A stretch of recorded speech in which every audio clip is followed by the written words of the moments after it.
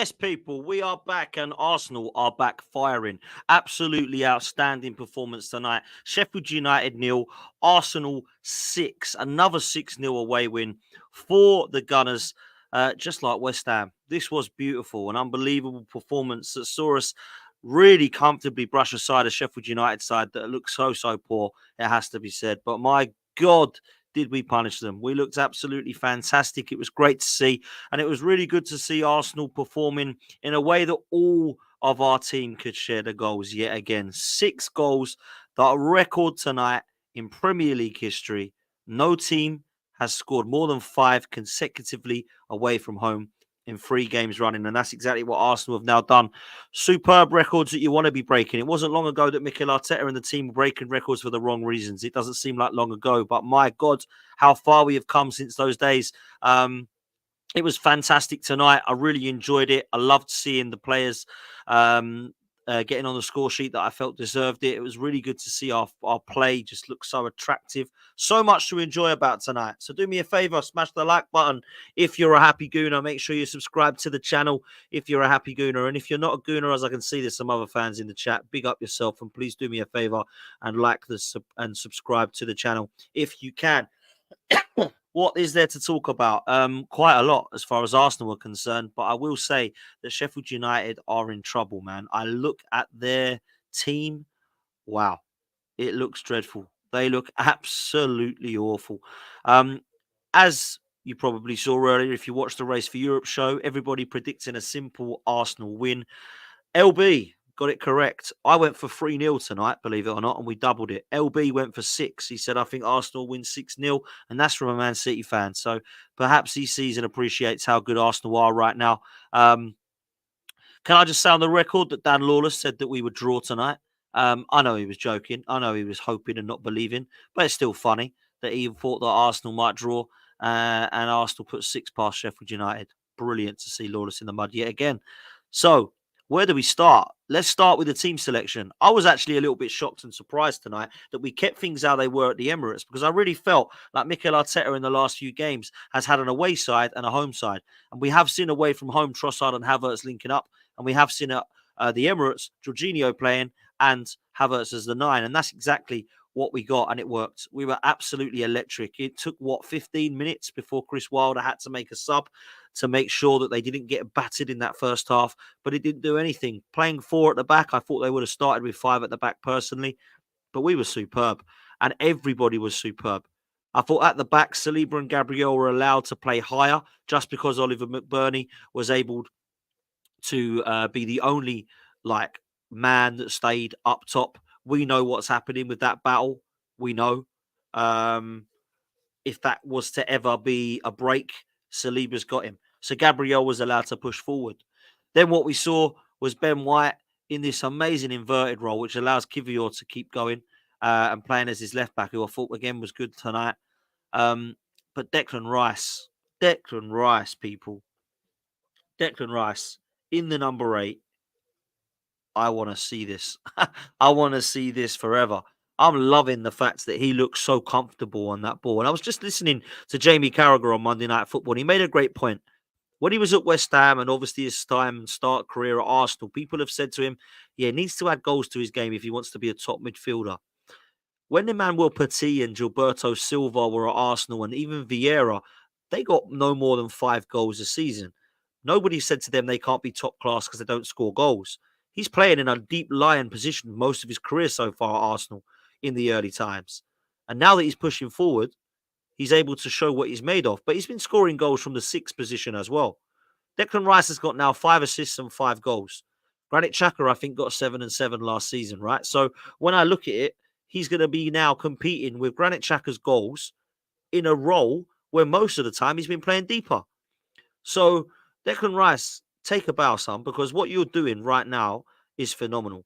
I love everything about him. Everyone, I know that Saka is everyone's favourite player. He's my favourite player. We all love him. That's why he's on the back of my shirt, right?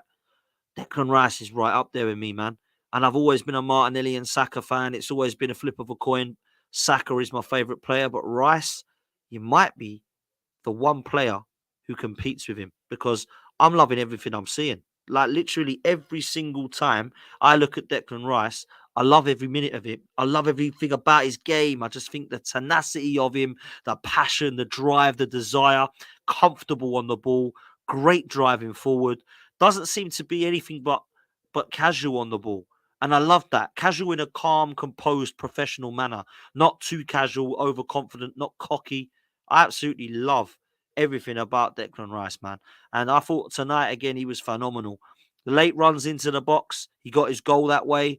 I thought the link-up play, the interceptions, again, when Sheffield United did have the ball, he goes in hard. He's durable. I just love everything about him. Like, literally, I'm running out of superlatives. He, right now, is showing why he moved to Arsenal. For Arsenal's sake and for Declan Rice's sake. It's a match made in heaven. £105 million and no one's questioning it. Why is no one questioning it? No one's questioning it because he's been absolutely outstanding. And people will go, oh, it's Sheffield United, calm down. No, man, it ain't Sheffield United. I've seen him do it in loads of games this season, and in particular, games against sides in the top six as well. So when it's, oh, he only scored against Luton in the last minute. Oh, he only scored against, teams in the bottom half. Don't calm down. Listen, he scored against West Ham. He scored against United. He scored goals. Against was it Chelsea? Yeah, Chelsea.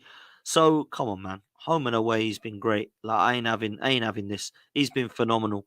Declan Rice, take a bow, son. Absolutely outstanding. Bukayo Saka, that first half, he had the left back on toast. Now I know that he came off at half time. Apparently he's sick. He was feeling unwell. It's not an injury. He was feeling unwell, and Fabio Vieira came on. And I understand and appreciate that he needed to. I'm quite happy that he got some rest, but he was phenomenal in that first half. He was gliding past that left back like he wasn't there, twisting him in and out like a pretzel, and he was allowing us to create, but actually delivering as well. Obviously, the own goal he created that we scored from, he set up Declan Rice for his goal, and that was a great late run again. You know, I look at the build up to that goal. And Declan Rice's movement, he wants the ball the whole time. And he gets himself in that position. Saka finds him. He cuts it back and he puts it in.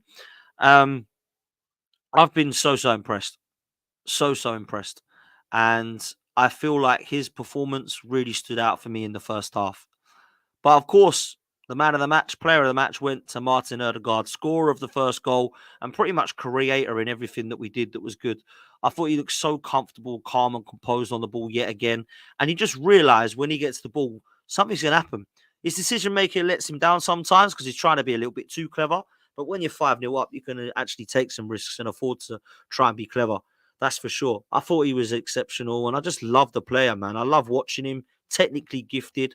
One of the best that we've got on the ball. I don't think there's many in the Premier League that don't be excited when they watch Martin Odegaard. They're all excited watching him. Where's he going to go next? So when you're that dominant in the first half, you have to look at it and go, all of our front four pretty much scored. I know Saka's was an own goal, but Odegaard scored. Martinelli scored, which was a really good goal. And then Martinelli created and got flung around, by the way, and swung around as a foul. They played on, and Kai Havertz scored. Probably my favourite goal, that or the Rice goal. I'm not sure. I love the work from Saka on the right-hand side. I love the fact he cut it across, and I love the first-time effort from Rice. But that Kai Havertz goal, the work rate from Martinelli, the through ball, the fact he got swung around, they actually couldn't control him, so they just had to foul him and wrestle him to the ground. And the finish from Havertz was calm. It was cool. It was composed. He remained calm and restrained, and he smashed it home. I was a massive fan of his performance again tonight, I have to say. Yeah, there's some flicks and tricks that didn't quite work out for Kai Havertz.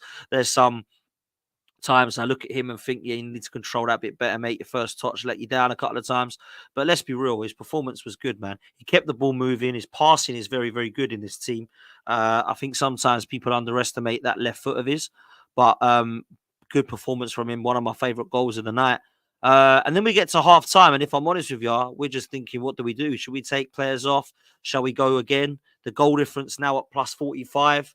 You're thinking, yeah, we only really got the goal in the second half, and people are worried about it now. Oh God, should we have got more?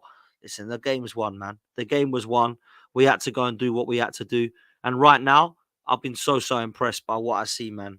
In the second half, Martinelli, injury potentially, but apparently it's been reported by Mikel Arteta, as I've just listened in his interview, as a cut. So he obviously got caught. He actually kicked the Sheffield United player.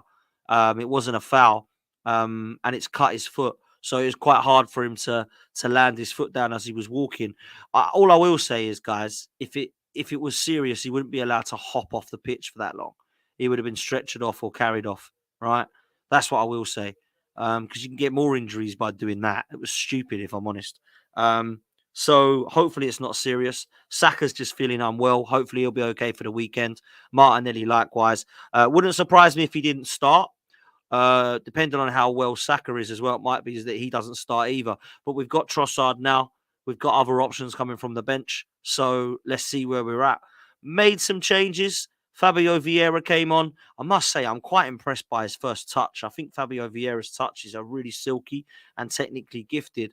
But unfortunately, not much else came off for him. A couple of through balls, a couple of crosses, a couple of dinks, but nothing spectacular. And I'm not so sure that he's a right winger, if I'm honest with you. I still have my question marks, but it is Fabio Vieira's first proper game back where we've seen him in action. So we've got to give him some time. We saw Trossard come on. Didn't do much, if I'm honest. We saw Jesus come on, who was trying to do all the flicks and tricks in the world, when sometimes I just wanted him to have a dig and shoot. But I was really impressed with him. He looked sharp. He looked like he was happy to link up play. Offside a bit too much for my liking, if I'm honest. But played really well in certain aspects of the game. Cedric came on, made an appearance for Ben White. Forgot we had him, if I'm honest. I mean, he's fine when he comes on, but he's not really my cup of tea personally, and I think he'll go in the summer when his contract's up. Gave the ball away a couple of times, but other than that, nothing to write home about. Thomas Partey, great to see him come on, but boy, does he look rusty. There's 6 months out of football there, and you can tell. Some of his passing was a letdown, giving the ball away, sloppy. But he grew into it, and he started to have some nice touches and forward passes in the end. Thought Jorginho was really good again tonight, really calm on the ball. So we've seen some good performances there, particularly in the final third for Arsenal tonight. And I must say, man, like, it's always good when you get goals by committee, because we was crying out for a striker. Crying out, man. And everyone was saying, if you don't think we don't need a striker, and I agreed. We could not finish our chances, and we needed somebody in there. And I stand by it. We need to get a striker in the summer. But when we're scoring goals like this and goals by committee, it makes you look like you don't want one and you don't need one. Because right now, Martin Odegaard, Bukayo Saka, Martinelli, Kai Havertz, even Declan Rice, they're all getting on the score sheet. And if you've got, like Thierry Henry said tonight, a Haaland, a Harry Kane, a Thierry Henry himself, a Sergio Aguero, that's going to guarantee you 25 goals a season, you don't really need your midfielders to chip in with 10s, 12s, and 15s. But if you don't have that, you need Saka to get 15, Martinelli to get 15, Odegaard to get 15, Rice to get 10, your striker to get 15. And that will be enough to potentially get you over the line. Because Man City have done that with Gabriel Jesus. When they sold Sergio Aguero, they won the league with Gabby Jesus as the 9. That was all they had. And then they play a false 9 in there. So it'd be a Raheem Sterling or a Phil Foden or a Bernardo, whoever they played up top. And they won the league that way. People forget that. Man City won the league without a striker, was what they said. And then Arsenal went and bought that player who wasn't a striker the season after. And now we're trying to do it that way at the moment. We win the league this season, people will say we didn't have a striker. We haven't really. Jesus played on the left tonight when he came on and actually, caused some problems. So he's flexible, he's versatile, but we do need a centre forward. We all know what we need. We need a defender. We need a midfielder. We need to look at potentially replacing Partey in the deep line midfield role if he's not going to be fit. We need a right winger to give Saka a break, and we need a centre forward. There's 5 positions we need. Everyone knows them. Yeah, and we're probably going to need a goalkeeper if Ramsdale goes. So, listen, we need to look at that in the summer for sure. Make sure you get your questions in, guys. Let's do this.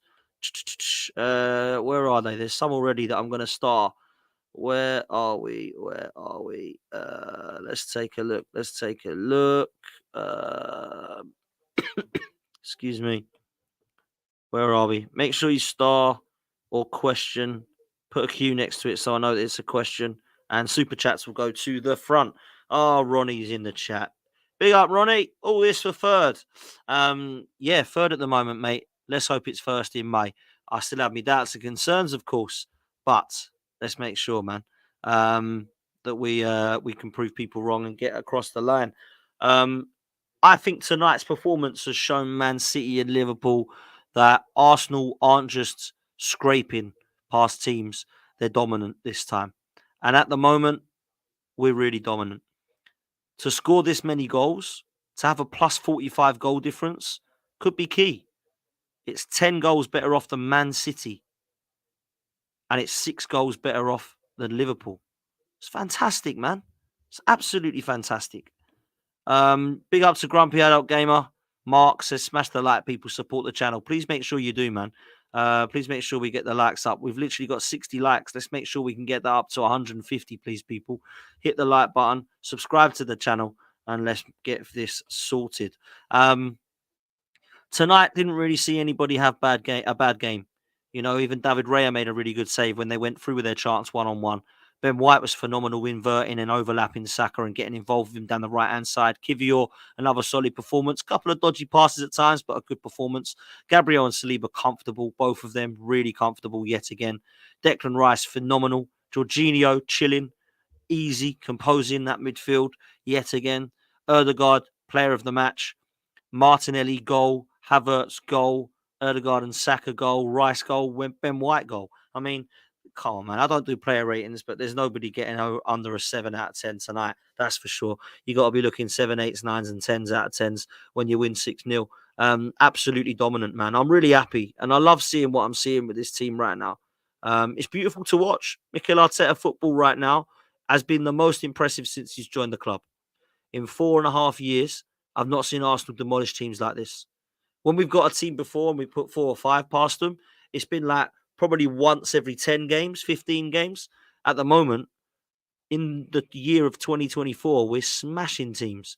We put 3 past Liverpool, 5 past Palace, only 2 past Forest, but then 6 past West Ham, 5 past Burnley, now another 6 past Sheffield United, 4 past Newcastle. Come on. At the moment, Manchester City and Liverpool, they shouldn't be worried for their title, but they should be worried about how we're going to be continuing to play. They need this to stop as far as they're concerned. They don't want to be seeing Arsenal winning 4s, 5s, and 6s. No way. So let's see what Mikel Arteta and this team can do. I'm really excited, 100%, really excited, because at the moment I'm enjoying watching Arsenal play football.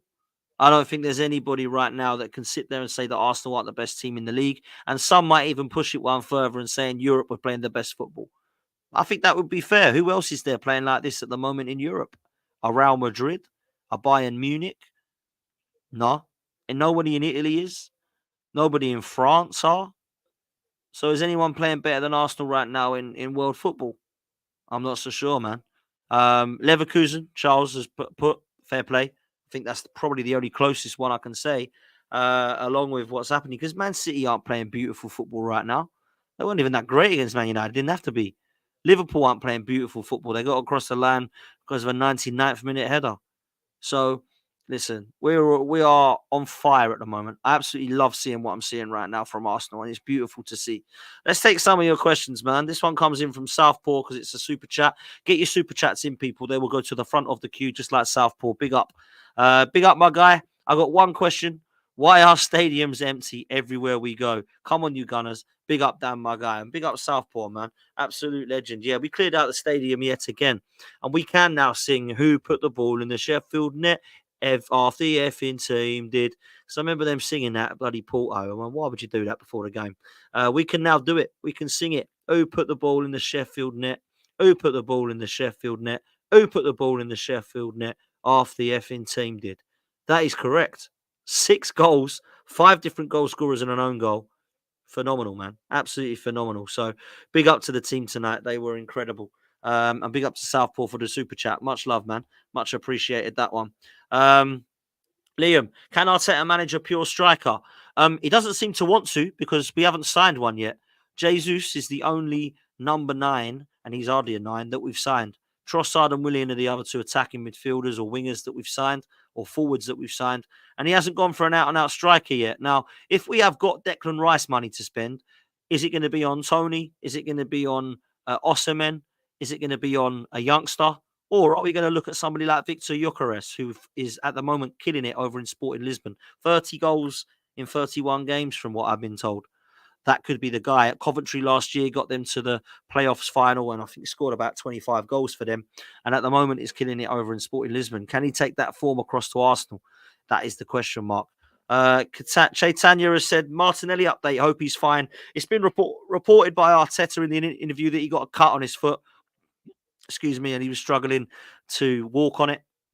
I don't think it's Achilles or ligaments or any worry like that. But it would have been if he would have come back out in a boot or if it had been stretched off.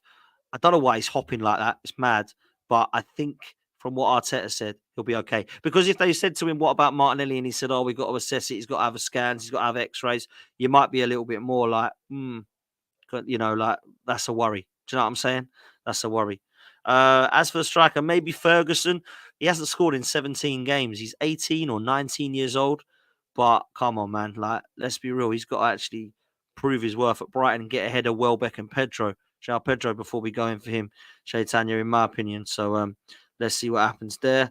Stefu says Vieira ain't a right winger. No, I agree with you. I'm not sure what he is, if I'm honest. I suppose he's probably an attacking midfielder, but I don't really rate this guy to the standard or level of the others. I think Smith Rowe's better. I actually think Kai Havertz is better, and I also think Martin Odegaard is miles better. So I don't think there's a place for Fabio Vieira, but I think Mikel Arteta does. So we've got to give him this season and see what we can do. But 38 million doesn't sound like a great bit of business, in my opinion. Or was it 35 million? Something like that. JP says, but Dan, are they better than Bowen, Kudus, or Paqueta? They're talking about our front three. Now, big up to you, bro. I don't really understand why this was ever a question, but people wanted to try and troll me on it and suggest that West Ham's front three is better than Arsenal's. Now, I haven't seen West Ham's front three be banging in the goals like we are, but I do rate Bowen, I do rate Kudus, and I do rate Paqueta. I just don't think I would have them over Saka, Martinelli, and Jesus. That's just my honest opinion. I'd have them as well as, but I wouldn't have them instead of. Anyway, Paqueta looks like he's going to go Man City in the summer, so West Ham can start crying then. This one comes in from Jake, says, we ended last season in second, 5 points off top. If the season ends with us third and 2 points off the top, have we got closer or further away to winning the league in your eyes? Listen, the way I see this is, Jake, is it Arteta in? Is it Arteta out? What has to happen? Context, blah, blah, blah. Totally agree. There's context, right? If we finish 12 points off the top and go out to Porto next Tuesday, then there's got to be serious questions as to how that's happened and who's to blame for it.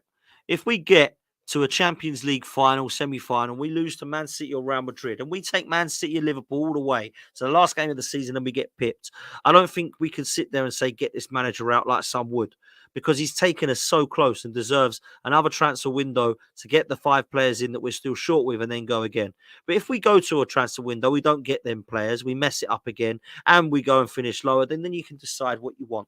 But for me, you've got to look at how he's ended this season, and is he to blame for us not getting it? Is it just him? Is it the players? Is it Edu? Is it the board? Is it the Cronkies? All these questions have got to come into play. So after the wins we're having, let's not question the manager, man, because for me, at the moment, he's flying. And I'm first to question him when things go wrong. Trust me. Excuse me. Where are we going? Let's go. Where are we? Okay, there's a few questions here that I'm starting. Sorry, people. Okay, Chaitanya says, what is your lineup versus Porto, Dan? My lineup is the same as we've just seen tonight. I would 100% play Jorginho, and Jesus and Partey come on again for me. They're not starters yet. I wouldn't be putting them both in because for me, there's no way they start. Havertz in the 9's working. Jorginho in the 6 is working. Rice in the 8 is working. Saka and Martinelli are coming into the mix. Depending on how ill they are and how injured they are, we might see changes in those 2 positions, but I'd keep everything else the same. We've kept another clean sheet, so don't change the back line. Don't change Raya. Don't change Rice or Odegaard or Jorginho, and don't change the front 3. It's looking good, man. That's what I'll be doing, Chaitanya. And we've got the ability now to bring on Trossard and Smith Rowe. We've got the option of bringing on Partey and Vieira. We've got the option of bringing on Tomiyasu, Timber and Zinchenko when they come back in the next couple of weeks. And I honestly believe we'll have a fully fit squad by the end of the month. And that is very exciting for sure, man. For sure. Let's see what Liam's saying here. It says, do you think Arteta wants a pure striker or to have his false nine? We've kind of answered that one, Liam, last time. So I'll kindly allow you to put another question in. This one comes in from Grumpy. He says, do you think we'll see Partey, Rice and Odegaard against Porto? No, I don't, man. I honestly don't think he's ready yet. I saw Partey tonight. I thought he looked rusty and it looked as if he needs some more game time. So I don't think it's ready to be chucked in right now. Yeah, personally, it's going to be difficult for me to see Partey starting against Porto, but I could be wrong. Netweed, big up, bro, says, go again for what? This again. Go again for what? This again. Chasing the Sharks and Dragons. Oh, okay. You're not happy still. You want Arteta out. I remember now, Netweed. Yeah, I know you're not a fan, bro. Listen, you're right to question it. Of course you are. You're right to have concerns. This manager's not got us across the line. But right now, we got to be happy, bro. Come on. We got to be happy. So that's where I'm at. Steve says, this Dubai trip did Arsenal good going back after runner games in December and drop points against Arsenal, showing consistency will be a handful for Liverpool and Manchester City. 100% will be a handful, man. Of course. Are we going to beat Manchester City? I have no idea. We can give them a hell of a game. Because let me tell you now, if Rashford can get in behind Man City, so can we. And I think at the Etihad, we've always struggled there, but we're due a win. Don't lose that game because we're in the title race if we don't lose it. If we lose it, still in the title race, but it's going to be difficult because City will take that little leap. And we were 8 points clear of them last year and couldn't win. So we need to cross the line this season. And it's going to be difficult to do that if we lose to Man City. That's my honest opinion, man. So let's see where we're at there. Where else are we with questions? This one comes in from Caesar, who Cesar says, does it worry you that all these injured starting caliber players are coming back at the same time and it may disrupt our rhythm? Nah, man. It won't disrupt the rhythm. It will just strengthen our bench. Because if you think about it, Reece Nelson's done. He's not coming on for Fabio Vieira. He's going to go in the summer. Eddie Nketiah, we ain't seen him since Havertz has been in the 9, and Trossard and Jesus are ahead of him as well. On top of that, he's gone in the summer. We need to look at the future of Smith Rowe because he's not getting game time. And we need to also look at the futures of replacing or upgrading Cedric and Elneny and Tierney. We're going to lose Lokonga. We're going to lose Tavares. They're not going to get replaced. They're just going to get sold. Marquinhos likewise. But we need to look at going and getting that striker, and that replaces Eddie. Replace Reece Nelson with a better right winger. Replace Elneny with a better midfielder. Replace Kieran Tierney and Cedric with another defender. And the fifth position, one I've missed. Who have I missed? Oh, the potential for a box-to-box midfielder, which I still think could be somebody like Yusuf Fofana or Kefren Turan. But we'll see, man. We'll see where we go with that one. Here we go. JP says, who do you think will get in Chelsea's flea market this summer? Yeah, I know. This Chelsea and Arsenal obsession's got to stop. I hear people talking about bringing Mudryk in. I'm thinking, come on. Like, let's not go there, man. Like, please, let's not go there. It's a real bad time to be talking about buying Chelsea players right now. There's nobody I'd have. Maybe I'd take Caicedo. Enzo looks like a baller when he's on his day, but doesn't look good enough at the moment consistently. Likewise, Caicedo. Malo Gusto is probably the one I would look at and think, yeah, fair play. But some of the other players are absolutely horrendous, man. I honestly cannot see why anybody would want them at the moment. So that's not what I want to be seeing happening. Cesar says, does it worry you that all these injured... Oh, no, we've done that one. Sorry, bro. Let's go to Aaron. Big up, Aaron, member of the channel. If you do want to be a member, make sure you do 3 things. Like, subscribe, join. That's all you need to do, man. Big up, Aaron. Potsy, are we going to mark Overmars the Etihad, the 98 list league title? Now, this is a great comparison. If we do this, and I mean win the league, and we win there, this goal will be remembered. Whoever scores it, it will be remembered as the Mark Overmars goal. If those of you that are too young, in 1998, we won the league and the double, and we needed to go to Old Trafford, and we needed to beat them to have any confidence of it. And we did. Mark Overmars went through. He headed it. He ran onto it. He slotted it home with his left foot, and everyone celebrated like crazy. It was at Old Trafford. and we won the league that season. It feels very similar. Could we mark Overmars it at the Etihad and then win the league at Old Trafford? Oh, can you imagine? Second to last game of the season before we play Everton as the last game at home. And that, by the way, is also something special. Playing Everton at home in the last game of the season, we did that in 1998 and we did it in 2002. Just saying. We can start dreaming now, can't we? Maybe I'm deluded, but here we go. There's only 85 likes, apparently. That's absolutely terrible. Come on, people. Let's make sure that we can get that over 100 very, very quickly. There's almost 150 of you still watching, so make sure that you can do that, please. That would be amazing. Overmars, pound for pound, our best signing, probably. What a player he was, man. I don't know about best signing, but he was incredible, man. Let's stick with Che Tanya, who's got a question. Says, Dan, you just mentioned so many players leaving. I can't see us backfilling so many. We will be low on depth again next season, I feel. We're not going to backfill all them players, but some of those players don't need to be backfilled. We don't need a Marquinhos replacement. We don't need Lokonga replaced. We don't need Tavares replaced. We don't need Charlie Patino replaced. We don't need Cedric or El Neni replaced or Kieran Tierney replaced. So that's 7 players, and that's not the ones that we do need replacing. There's 5 on top of that we do need replacing personally. So let's see where we're at, man. But you're right. I don't think we're going to go buy like 12 players. That's just not going to happen, bro. At all. This one comes in from AJ. Says, ideally, what result do you want for Liverpool versus City? Personally, a draw will do. Yeah, I want a draw, 100%. The question is, if it's not a draw, who do we want? Because who's going to drop the most points, do we think? Is it going to be Liverpool or Man City now to the end of the season? At the moment, it would suggest that City are going to drop more points because the league says that Liverpool are top. But I'm not so sure. With the players they've got back, firing on all cylinders, KDB and Haaland back, Foden killing it, Rodri back fit, John Stones back fit, who I think is a very, very underappreciated, overlooked, under the radar player that was so vital and pivotal to Man City winning a treble last season. And of course, Jack Grealish to be on top of that with his contribution for the treble last season. It's going to be difficult, man. It's going to be difficult. It really is. So that's where I'm at. Let's talk a little bit quickly about the running. We've got Brentford next, right? We sit top of the table if we beat Brentford. It might not be for long, but we sit top of the table. And then if we get that top of the table and Liverpool and Man City draw and it's drop points, it is game on. It is so close then. So close. So, yeah, man, it's going to be really, really tight, isn't it? It's going to be really, really tight. End of the season, we're going to look and see not many points between these front three. I honestly believe that. These next few games will know exactly what's happening in the Champions League and the Premier League. I honestly believe that. We win that against Brentford on Sunday for Mother's Day. We can sit there with a nice roast dinner. We can watch Aston Villa versus Spurs and pray that Villa puts some misery on Tottenham. Not that it matters, luckily, but it'll be quite nice to see. And then we can wait for the big one. Liverpool versus Man City at Anfield, and we sit there and we watch and we go, right, we're top of the league, we've beaten Brentford, we've done all we can. Let's now watch and see what happens. And then we go to Porto. Well, I say we go to Porto.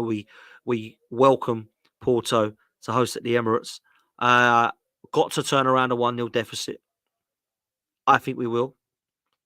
And then we build up to the Manchester City game, which from that point, I believe, is 19 days. Could have a little trip to Dubai, get everyone refreshed. I honestly believe that we're going to have a real good go at Man City, but we need this players fit. When Martinelli gets knocks and Saka's not feeling great, it's always a worry and a concern. And I will say that although I believe we're going to get our fully fit squad by the end of the month, we're going to get players that get injured still. Real talk. People are going to get injured. It's just going to happen. So that's what happens, man.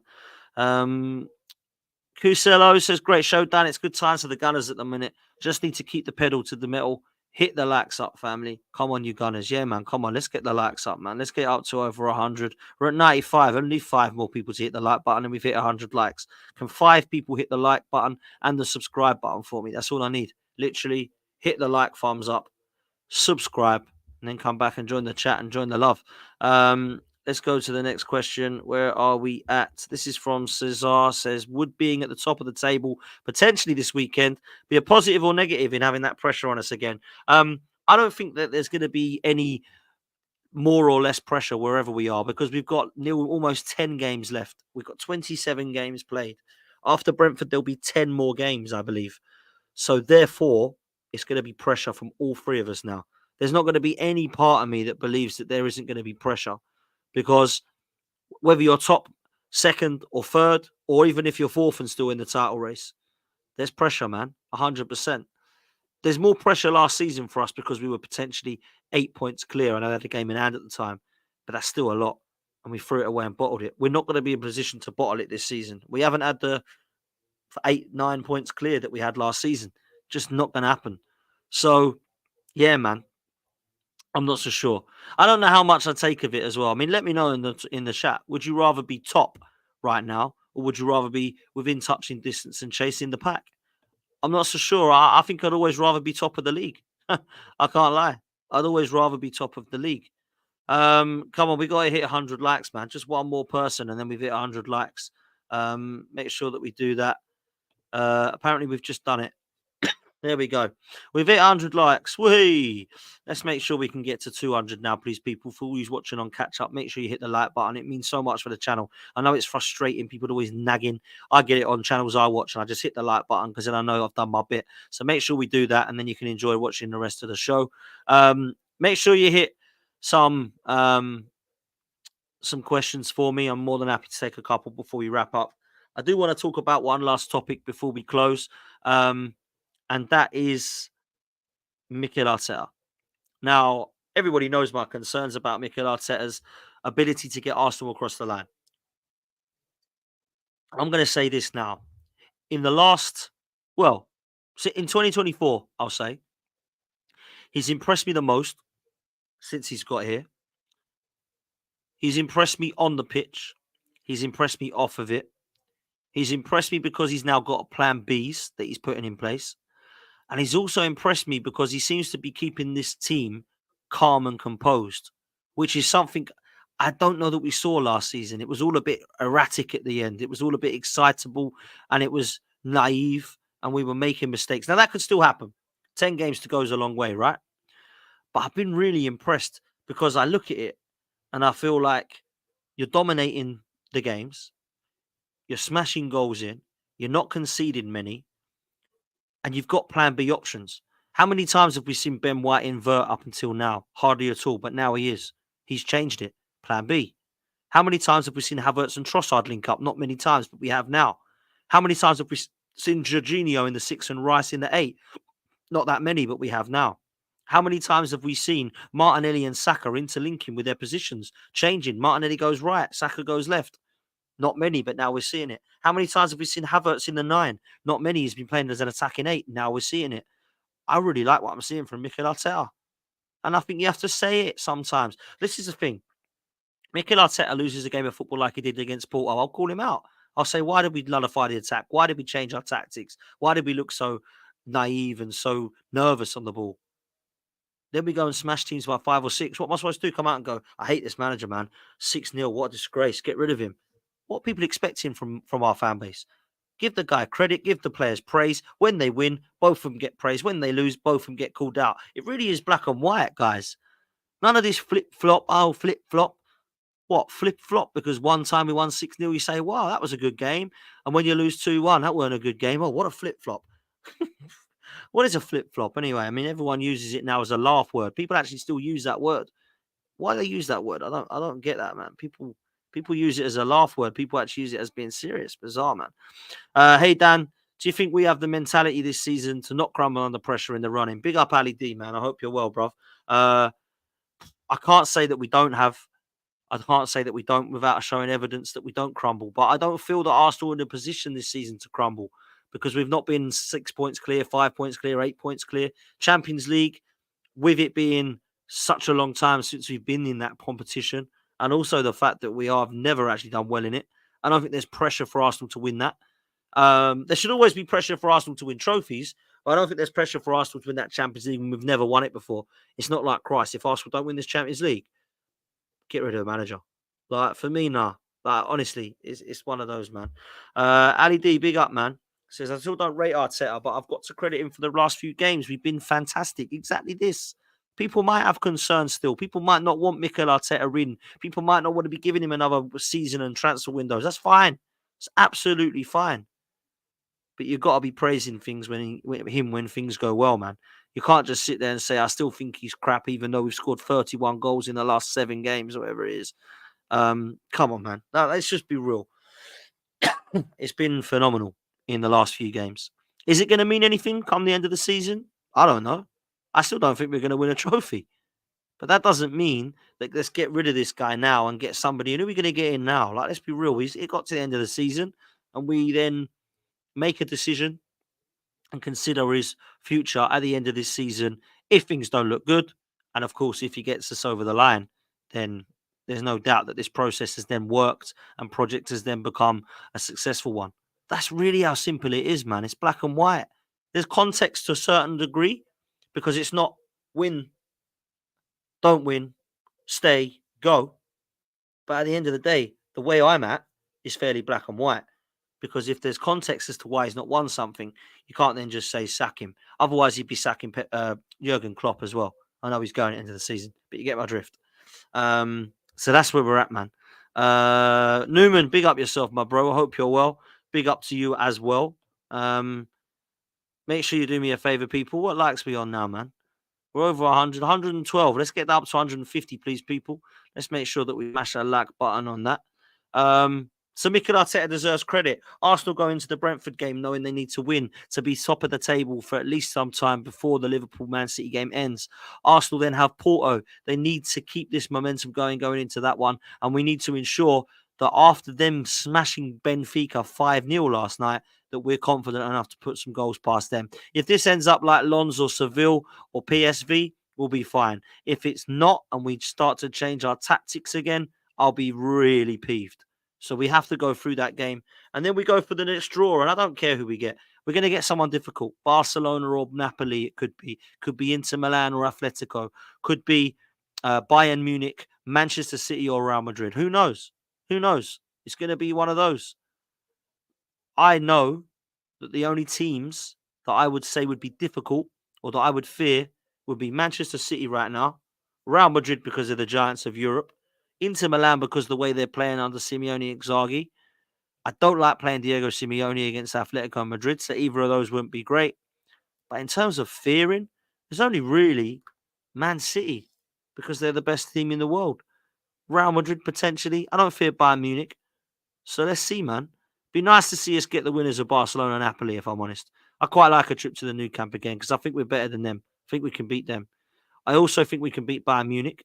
I'll be okay with getting them. So Bayern or Barca, let's go back to those days from 7 years ago, shall we? Yeah? And try and beat and turn around the performance against Barcelona or Bayern. That's where I'm at. So that's what I'd like to see. And I hope that we do see it. So let's try to get this momentum continuing and carry it on. Let's do us a favor. Smash a like. Make sure that you are subscribed to this channel. We're going to be back tomorrow on the Arsenal roundabout at 9 p.m, which is a little bit later. So make sure that you're subscribed and the notification bell is on for that one. For those that didn't see, Mystic Meg is back and they predicted tonight's result. I think we're either going to win, draw or lose. That's the prediction. Wow. I think we're either going to win, draw or lose. That's the prediction. Probably the best meme I've seen all year.